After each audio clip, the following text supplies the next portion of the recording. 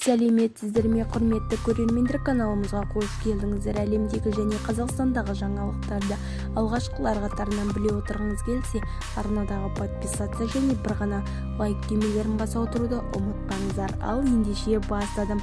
Бельгиялық отбасы асырап алған қазақ баласы Жәнібектің әкесі болуы мүмкін деген тағы бір жігіт хабарласқан.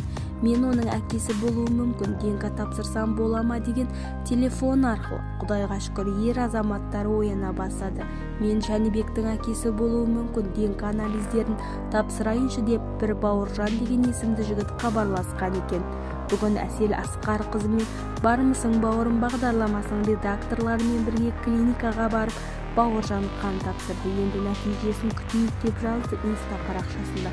Айта кетейік, 21 жастағы Эдижанға дүниеге келгенде Жәнібек деген есім берілген екен. Алайда қазір Эдижан өзін Мұрат деп атап жүр. Қымбат Досжан анасын табуға көмектесіп жүргенін де айтып қалды.